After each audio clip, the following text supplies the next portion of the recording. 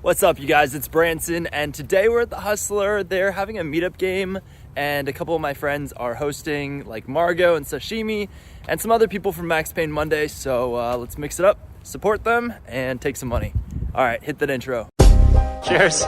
With the guy Brantzen, who has the Brantzen poker logs. Let's go! Let's go! Tell him he's got a lot of class, and it's all low. The game is 2-3 today. I buy in for the max of $500, and in this video, I'm going to give you my own personal tips for beating low-stakes poker. Okay, first one.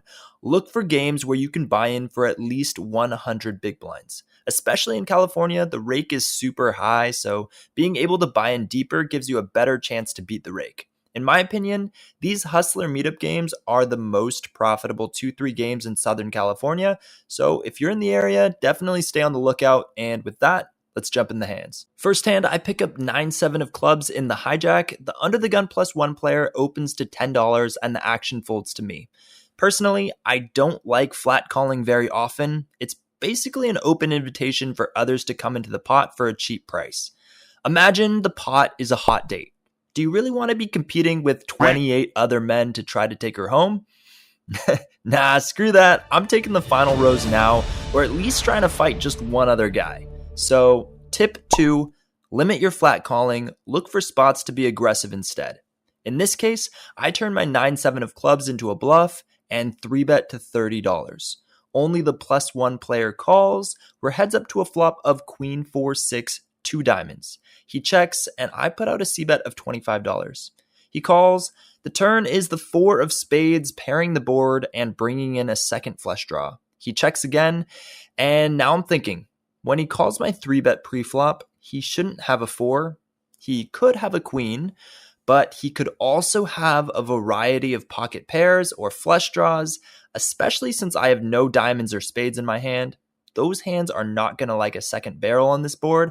I bet $75. He thinks about it, then lets his hand go, and we take it down with a stone cold bluff. Next hand, I pick up ace-10 off on the button. The low jack opens to $10. The hijack 3-bets to $30, and I just fold. Tip 3. Respect 3-bets and 4-bets. In low stakes, most players do not 3-bet or 4-bet very often, so when they do, you can easily get away from mediocre hands and save yourself some money. A little later, I get 6-7 of hearts on the button. The hijack, his name's Rigo, opens to $15, and like before, I choose aggression. I 3-bet to $45. Only Rigo makes the call. We're heads up to a flop of 6, 7, 8 with 2 clubs. Pretty much a dream flopping 2 pair here. Rigo checks, and I put out a small c-bet of $35. This board should not be good for our 3-betting range, so I'm hoping this small bet will induce a raise. Nope, just a call. That's fine. We're heading to a turn, which comes an ace. Rigo checks. It's time to charge draws or an ace if he hit it.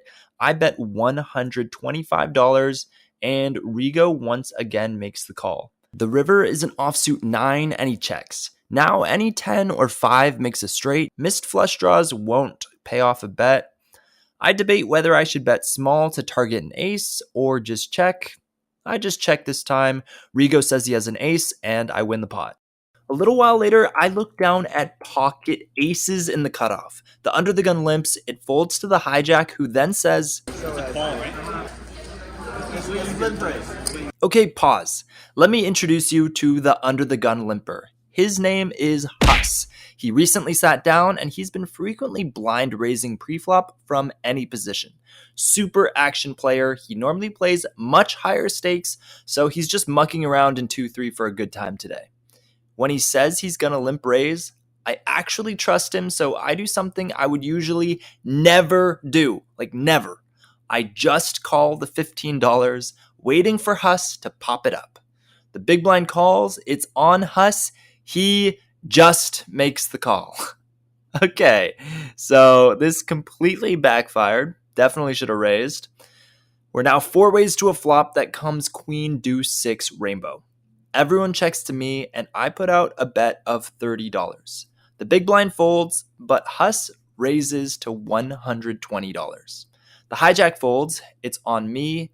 It's a dry rainbow board. There's no real 2-pair combos here. He could have a set of deuces or 6s possibly. maybe a queen, maybe a bluff. My hand is too strong to fold. I call, and the turn is an 8, not really changing anything. Huss now goes all in for $300, and I'm miserable. Oh, I hate you so much. The reason I hate you is because you've been so honest with your words. I was gonna raise, but then he said limp re-raise or limp raise. And I was like, oh, he's gonna raise for me. Because this is what I got. And I think I'm beat. But I think I'm still gonna pay you off because that's how I am. And I think you have a set of deuces. But fine, let's do it. I make the call, hating how I played the hand, and he shows deuce 6 off for 2 pair. Sure, but the river is an 8, pairing the board, giving us a higher 2 pair. We get insanely lucky and take it down.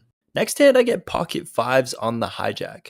Huss has started a trend. The under the gun puts out a blind raise of $15, meaning he raised before he was dealt his hand. It folds to me. I raise to $45.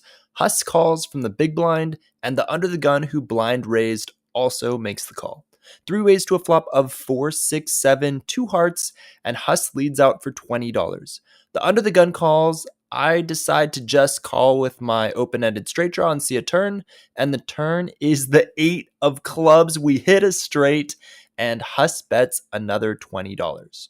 The under the gun calls. I have to put in a raise here. With a one-liner to a straight, I don't want to raise too big. I still want worse hands to call me, so I make it $125. Huss calls, the under the gun folds, and the river is the ace of hearts, completing the flush draw. Huss checks it over to me. He could definitely have a flush here with the flush completing and a one-liner out there. I don't think I'm going to get much value out of worse hands, and Huss is definitely capable of raising me here, either for value or bluff. I just take the conservative route and check. Huss has 6-8, and I win the pot. We talked after about the hand. Huss said he was planning on check raising his hand as a bluff if I bet small, and he wasn't sure what he was going to do if I bet the pot. In this one, I have king queen off in the big blind. Huss blind raises to $15 from the hijack. I'm out of position, so I raise a bit bigger to $60. Huss calls, and I end up taking this pot down. After that, I get ace jack of hearts in the small blind. The low jack raises to $15. Huss already had out $15 since he was going to blind raise from the hijack, so he makes a blind call. The button calls. Perfect spot to squeeze. I make it $90, and everybody folds. And I know you're probably thinking, Brantzen, you haven't lost a hand, so what are you doing? What are you showing us? But I really didn't lose any significant hands for the day. The only hands that I lost were multi-way pots in which I just missed the flop and gave up, or some heads-up pots, maybe that I did one c-bet and gave up. So not really anything of note, but this leads me to my next tip. And that is in multi-way pots, I really think in low stakes, just avoid bluffing almost always. Unless you have a really, really solid read, bluffing most of the times is just going to give you more headaches. So just avoid it. And with that, let's get into the biggest pot of the night. Of course, it's a PLO double board bomb pot, folks. Everybody puts in $10 and gets 4 cards. There are 2 boards, and you must use 2 of your cards on each board to make the best hand. Winner of each board gets half the pot. Anyways, I'm on the button and get ace, king, 10, 3 with 2 clubs and 2 diamonds. Quite a good starting hand being double suited here. The flops come ace, ace, 9 rainbow and king, 9, 6, 2 diamonds. I have trip aces on the bottom. On top, I have top pair and the nut flush draw. It checks to Rigo in the hijack. He bets $55. I have the draw to the nuts on both boards. Time to put in a raise, and I say pot, raising it the maximum I can. The dealer's not sure how to calculate it. She says, 425. What? 425. No, it's not 425. well, I know it's not 425. I'm not exactly sure what it is, but eventually people agree on 165. Let me know in the comments what the proper raise actually was if that was wrong.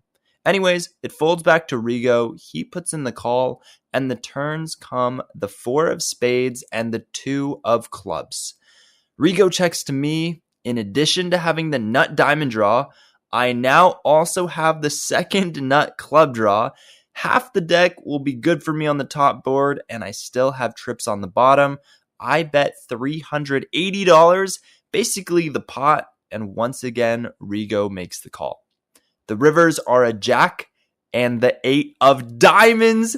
Rigo checks. I have the nuts on one board, so I at least have half the pot locked up. I go all in for Rigo's remaining $220. Rigo calls. Rigo has 6-6 jack 4 for a set on top, 2 pair on the bottom, and I scoop this enormous pot. Eventually, Sashimi came to our table as the host, and she asked if we could remove the maximum buy-in.